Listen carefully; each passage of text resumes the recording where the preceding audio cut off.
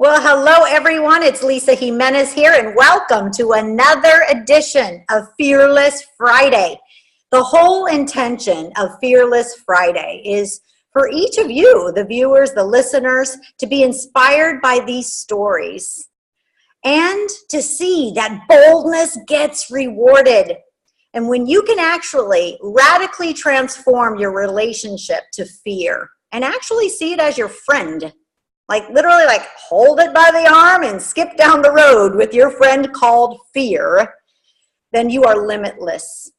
You are limitless. Anything is possible for you. Anything's available for you. And when you create that kind of mindset, my friend, you are such a contribution to the planet because you don't even have to teach with your words. You will teach with your life. So I am so thrilled to welcome Bob Burg to this edition of Fearless Friday. Let me tell you a little bit about Bob Burg. He's a personal friend of mine. We're in a mastermind together. Super cool and fun to mastermind with Bob Burg.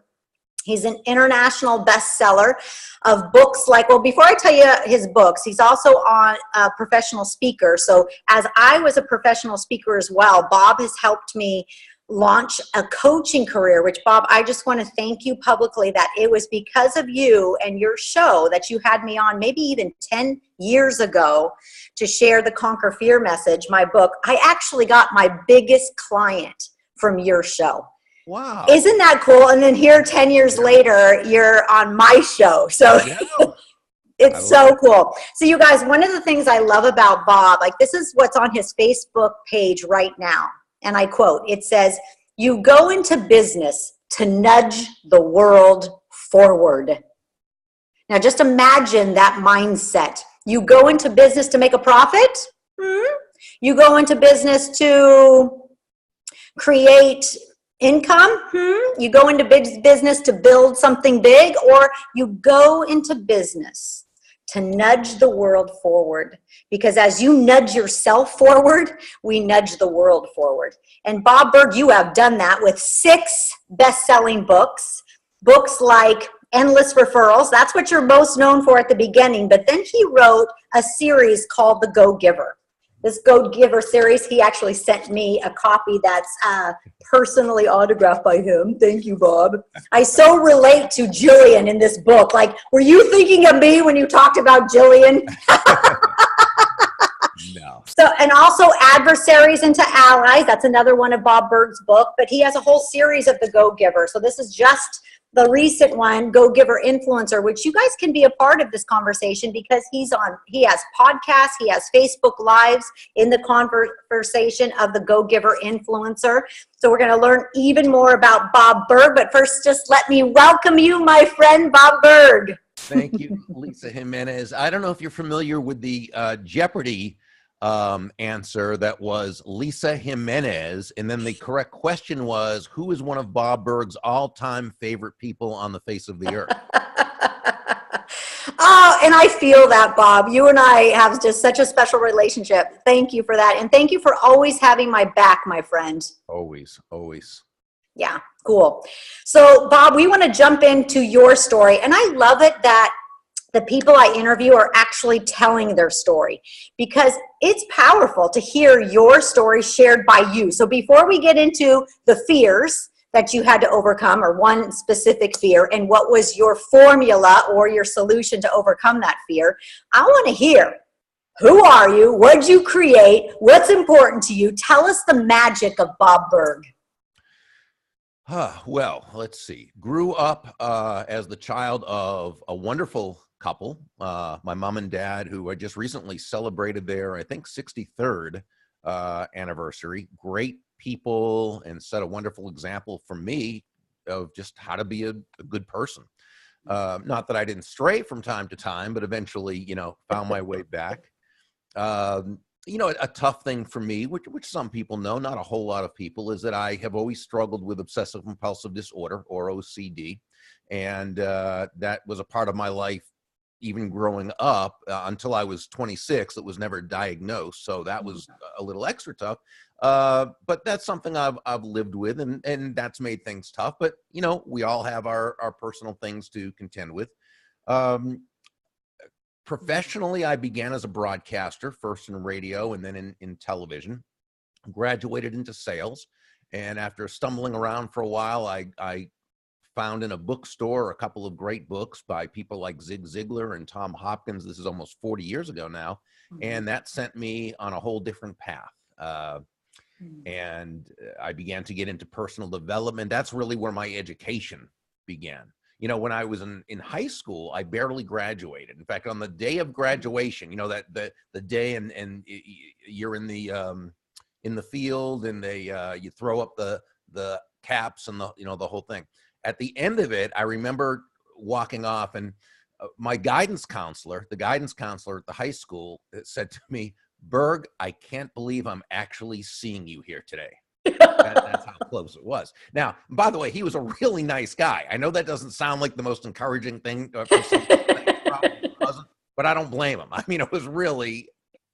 And then when I got into college, I got in on academic probation, and I'm pretty sure I graduated on academic probation. Oh my gosh, Bob, I didn't know this. I know. I was not a student. I did not appreciate school. I wanted to get out into the real world. I didn't see its value.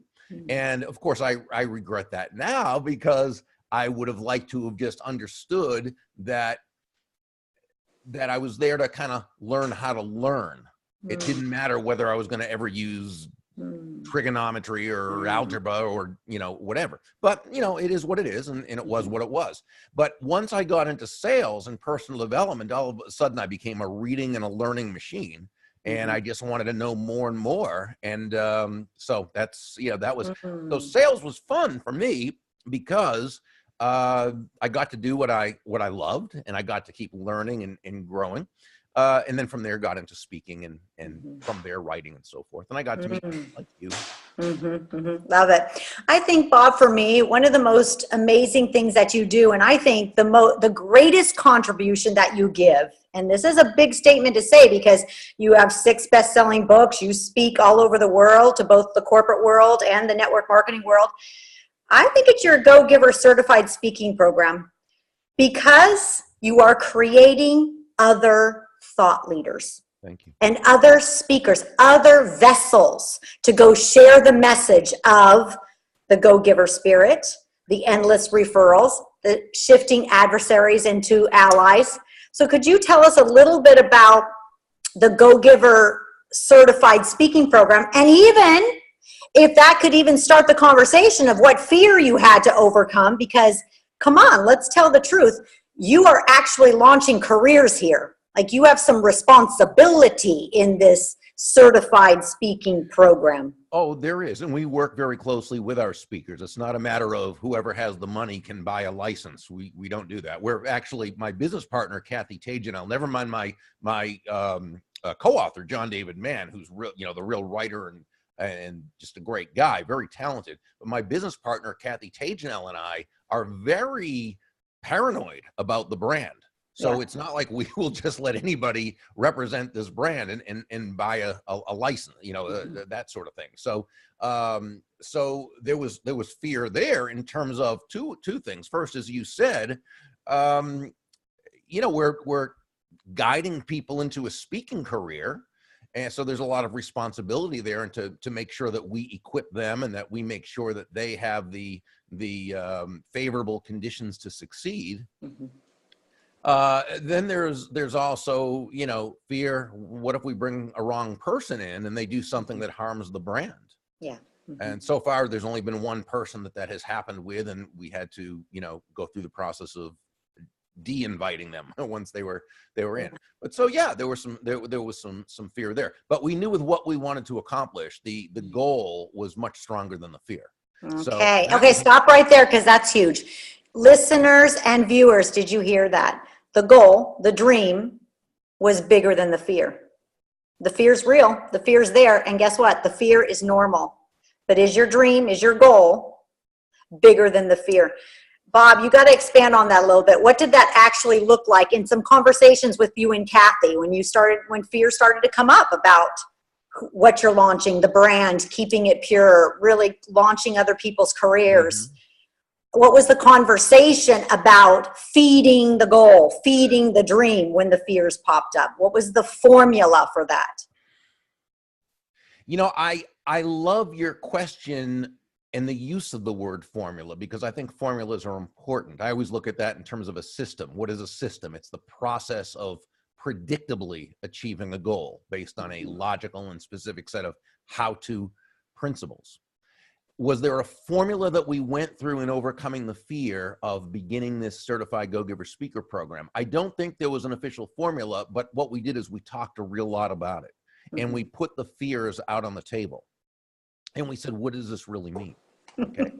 And what is the worst that could happen? What is the best that could happen? What if the worst happens? Are we able to get past that and be able to fix and so forth?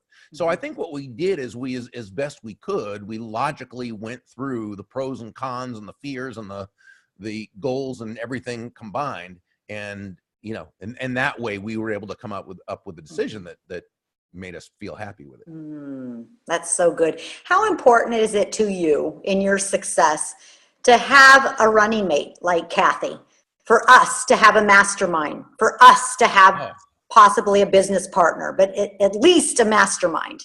Okay, so to me, Lisa, that is a very easy thing to answer. And the reason why is because I do a couple of things really well, but I don't do a lot of things even good.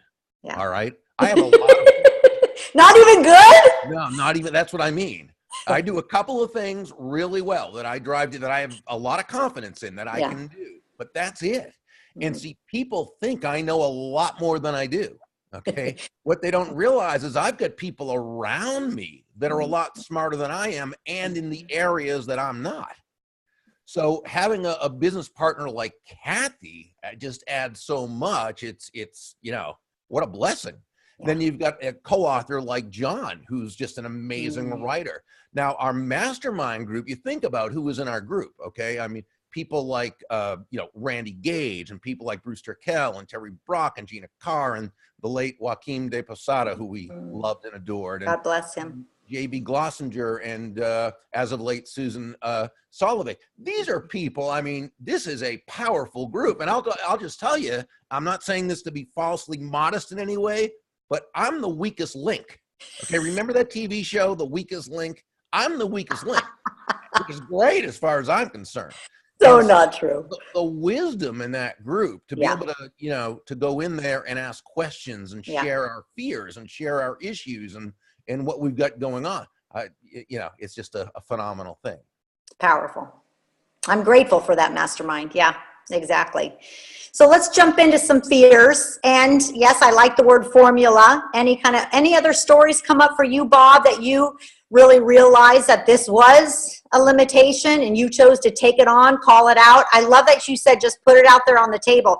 Isn't it true that sometimes we as professionals, I think especially as professional speakers, professional network marketers, professional realtors, anybody who thinks they have an image to uphold, we don't want to admit that we have fear. And so it's probable, not just possible, but probable that our viewers and listeners, they're not even present to their fears that are actually causing them to sabotage. Yeah. Because they don't want to look bad. Well, I think that's a great point. And there are times that I've come out and said that I have issues with some of what I call the political correctness of the personal development movement. And here's what I mean. Sometimes we're supposed to put out this image about things as not having a negative side. For example, you know, they'll often say, people say, embrace change, just grab change. Change is a great thing. Well, here's the thing, Lisa, I hate change. I could tell you I like change, but I don't. I like things to be the same. Okay? How many years have you lived in your beautiful home in Florida? How many? And I will never leave, and everyone knows that, okay? How long did it take me to even like update the horrible sofa? I just loved it. You know, it's like I couldn't stand the idea of it, right? So even your cat didn't like that sofa. But, I just don't like change. Now, that doesn't mean I don't have to change. It means I have to do it despite not wanting to. Yeah. And maturity is knowing that you don't have to like something in order to do it. Oh my gosh, you guys, did you hear that? Oh, I want all the viewers and listeners to get really present right now. Say that again, Bob. Well, maturity is knowing that you don't necessarily have to like something in order to do it. Yeah. We want to create a life for ourselves where we love what we do. I mean, I love what I do, but that doesn't mean I love every single thing about it. And, there are times that we just have to, it's the same with fear. Fear is another one of those things where, where we say, well, fear is just an illusion. Well, sometimes it is, but sometimes it's not. Sometimes there's good reason to fear. It's been programmed into us. It's a survival mechanism. Sometimes it doesn't serve us, but sometimes it does. So to say fear is always wrong, my dad used to, when I was growing up, always ask me a series of questions.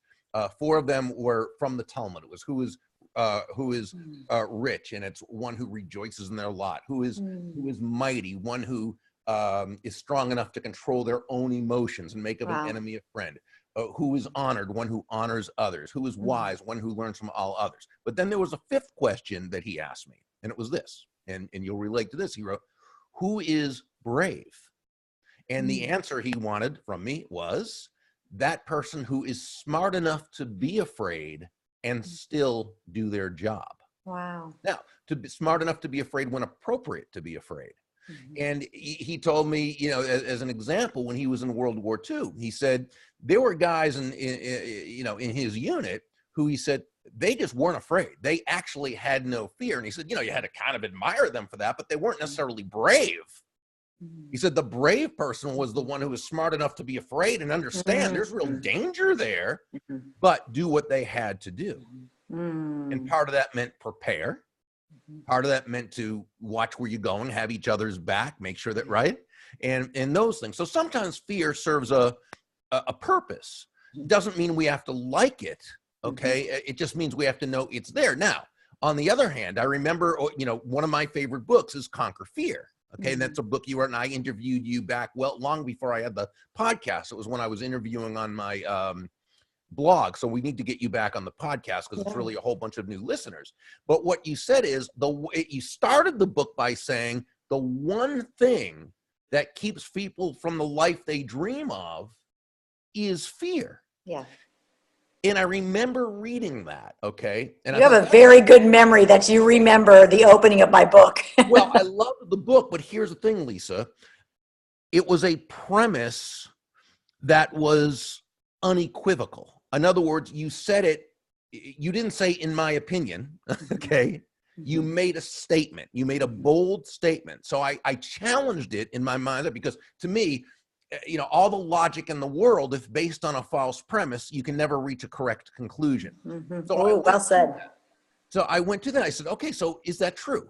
I mean, does fear keep you from accomplishing? Has fear kept me from accomplishing anything that I wanted to? And the answer was yes. And I look back at any time, no exceptions, no excuses, 100% of the time that I did not accomplish something that I wanted or end up where I wanted to be, fear was the reason. Fear was the reason. Now, if you know this, if you know that the number one thing that's going to hold someone back is fear, and you accept that that could be true about yourself, now everything you're about to do, you can put against that fear. I want to accomplish this. Well, you know what? I have some fear about this. I don't know if I can do it. Okay, so now you ask, what would decrease my fear? What do I need to learn? Who do I need to mentor with? What do I need to read or study? Or, you know what I'm saying? Yeah, now exactly. Diminish this fear with preparation. Now, will it diminish it totally? I don't know. Will there still be some residual? I don't know. Sometimes you don't conquer the fear before you do the thing. You do the thing anyway, despite the fear, and then you conquer it. Right. And that's the process of conquering it. Just exactly. But let's bring in the piece about mindset here, because this is powerful for our viewers and listeners to get. So let's make this up. Let's say there's a professional speaker. They don't have a fear of the platform, Bob. They don't have a fear of sharing a message, but they have a fear of money. They have a fear of being successful. They have a fear of making it big. So when they put that out on the table, like, I have a fear of actually being acknowledged or being wealthy or receiving riches in the monetary sense, then what will happen? Like, let's take that to the furthest extension. They'll start sabotaging their speaking business. So sometimes it's hidden fears. And so let's talk a little bit about that. Some hidden fears that possibly our viewers and listeners could be having or experiencing. And my process of how to transform it is what you are saying that you and Kathy do. You have these powwows where you put out all possible fears on the table. Let's label them. Let's put an adjective to them, speak them. And then there's polar opposites, the law of polarity. Let's find the polar opposite and let's focus our attention and intention on that polar opposite, because that's what we're here to learn, to expand and to evolve the human condition. As you said on your Facebook page, which I love, why get into business? To move the planet forward. So talk a little bit about that, about personal evolution. Is that the right word? Personal evolution? Personal expansion? It's both. I mean, we're always evolving. And we are expanding. We're always, and how these fears could be hidden. Yeah, and of course, our great friend Randy Gage talks about that. He's probably the foremost expert right now in the world in terms of this, and he's a guy who went through as low as you could be on that, and has climbed about as high as you can be on that. And you think about it, and the fear of this success. Because, you hear that a lot, and I've heard Randy talk about that, and you talk about that. That fear of the success is really, I guess, the fear of doing something that you really don't feel maybe you have a right to do, right? Do I have the right to be making that much money? Yeah. Am I worthy? Am I worthy to be even making money doing something I love? Right. And so, one of my favorite books was Psycho-Cybernetics by Dr. Maxwell Maltz, written in 1960. And, he's really the guy who, when I first read that, and this was back when I first started in sales, that was one of the first books I read.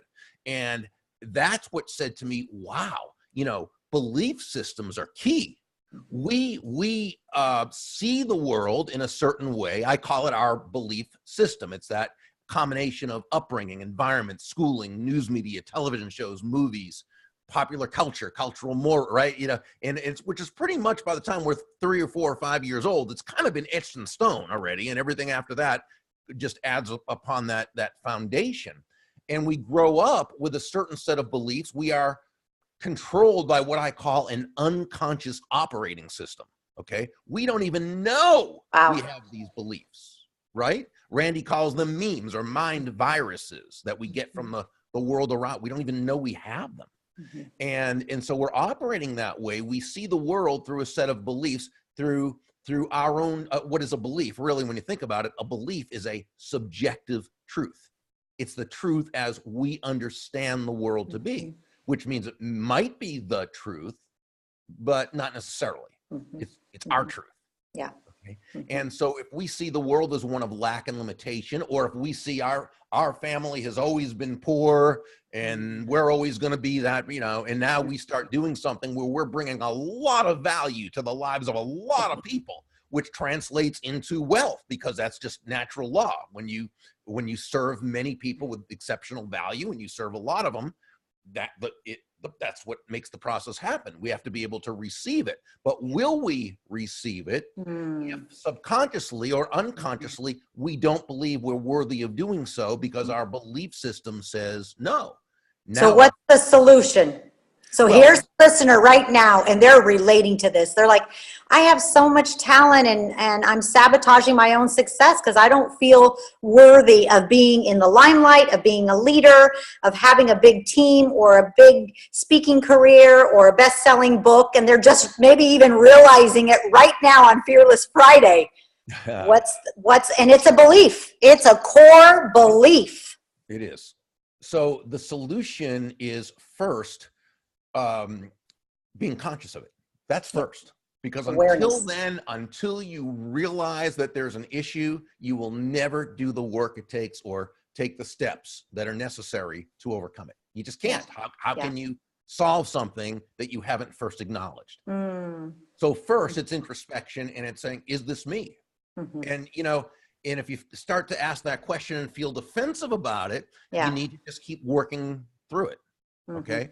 Once you've decided that, yes, that's you, now, like anything else, and here's where, again, it's that process. What did you call it? I said process. You called it a formula to overcoming this. Okay. And this is where it's a matter of study. And there's people like Randy Gage. This is why, when I'm on stage, I tell people to tap into his, when I get to law 5 of the GoGiver, which is the law of receptivity, I tell people they should be watching his prosperity TV, subscribing to his prosperity blog. You've done these trips for years where you've taken people who had these issues and you've brought them to some island somewhere, and they've done these amazing sessions, and they come away from this and they're making tons more money. Why? Are they really that much different? Well, they've released something inside that was blocking them. Okay. So go to the people like you, like Randy Gage, like, that do these things and start to learn.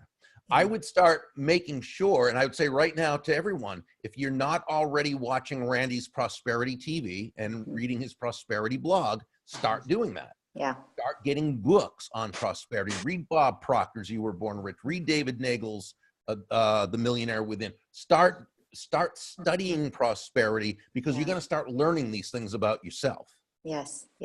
It's so interesting. I just did a Facebook Live yesterday, Bob, and what I said is, so notice the conversations that you have, that I have, even today.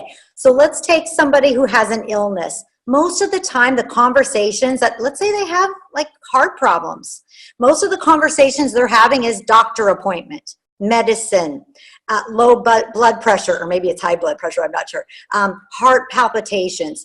I feel sick, I'm tired, uneasy, medicine, prescription. It just has to be their world because they're dealing with their heart problem. So what if we gifted them with the discipline to every time they have to say medication or doctor's appointment, they have to say 10 words of healing. 10 words of healing. So they're saying well-being, healed, healthy, I am whole, I am complete. God in his or her infinite wisdom is healing me now. My heart is beating perfectly. The rhythm of my heart is perfect. Like I'm just making this up. My cells are regenerating in perfect order. It just like every time if you, our listeners, our viewers, are struggling with finances, I get it. It's a struggle. It's hard. And most of the time, your language is bank draft, overdraft, struggle. So what if, and that's your reality. I get it. But what if you created the discipline today on Fearless Friday that you're going to have 10 words of prosperity, which would be wealthy, riches. Wealth is here for me. I receive wealth. I love sharing my money. I love being wealthy. Being wealthy is good for me and the planet and my children and my family and my contribution. Yeah. So do you hear, Bob, like, could you expand on that? Like, this is a discipline of the mind. It's a habitual pattern that we can say 10-1 for every challenge we're dealing with. It's a real challenge. It's your health. It's your finances. But how about 10 words of creation so that your subconscious mind hears those 10 words? It cannot tell the difference between a truth and a lie. And it starts believing that you're getting wealthier, believing that every day and every way you're getting closer to your financial freedom, believing that you're getting healed. Yeah, and you're retraining your brain. You're retraining your entire thought process. Yeah. And we get to do that. Yeah. That's our gift. We get to retrain our brain, but we got to do the work, the inner work, the speaking of the word. What's the verse in scripture in the Old Testament that says the power of the tongue? I think it's a proverb. Yeah, and it's one of my favorites. If it's the one that you're thinking of, oh my goodness gracious, and I'm not recalling what it is. It's a proverb, and it's something like, we have life and death in the power of our tongue. Yeah. Wow, we have life and death in the power of our tongue, meaning our spoken word. Probably what we eat too. Yeah, and that's also why in that particular proverb, there's a whole lot in terms of gossip, positive speech. There's and negative speech. There's a concept in Hebrew called lashon hara, which is evil speech, which is often considered to be gossip. And when we speak lashon hara, evil tongue, evil speech, we're really hurting others and we're hurting ourselves. Those are words that are harmful words. Is lashon tov, which is good speech, good tongue. And we're up. Say that again. The word good speech. Lashon tov. Lashon tov. Tov, yeah. And so we're uplifting, we're edifying, we're always bringing people up, including ourselves. And when we appreciate another, and to appreciate, just like with finance, appreciate is to grow in value. When we appreciate another with our words, we appreciate, we grow in value. So yeah, that's why we want to not gossip, not speak lashon hara, but instead speak life. That's beautiful. It sounds like you believe we are all one. Yeah, well, it's I think on a cosmic sense, if you will, I think we probably all are. Now, as individuals in our earthly existence, of course, we all have our individual ways in our pursuit of happiness. We're, individuals in that way, but that takes nothing away from the fact that as an entity, yeah, we probably are all just, one big expression of God, if you will. So. Yeah. Beautiful. Thank you for saying that, Bob. I believe that. And I'm glad that we're on this planet at the same time, my friend. Well, likewise. So in closing, Bob, can you think of any call to action or maybe a mantra we can share with our listeners and viewers? Like, what can they do now from our conversation that could really radically transform their life? Well, I mean, I think it's a matter of, and as we discussed, get down on paper what exactly is the fear that's holding you back. Yeah. Okay. What's the one thing that could keep you from realizing your dreams based on fear? Okay. And then make the plan. Yeah. First, decide, is the goal bigger than the fear? Okay. Because again, that's got to be. But then once you know it is, now put a plan of action together. Yeah, beautiful. Beautiful. I love it. Thank you for that. So my friend, I believe in give and receive, that law of the universe. So I'm going to give you a song because I love it when you sing to me, and I'm hoping that you'll sing back to me. But here's my song to you, Bob Burg. All right. You are my sunshine, my only sunshine. You make me happy when skies are gray. You'll never know, Bobby Burg, how much I love you. Please don't take my sunshine away. Hear what I'm saying now. Please don't take my Lisa pizza away. Beautiful. I love you, Bob Burg. Thank you for being on. Oh, listeners and viewers, wasn't that amazing? So that is a wrap for another Fearless Friday. I want you to really take this message to heart, my friend, because I love what Bob Burg says. Like, why get into business? Why face your fears? Why create something magical and magnificent for yourself? Because you're moving the planet forward. You're moving the human experience forward. You're moving the human spirit forward, and that's worth it. And we need you to do that. Bye for now, everybody.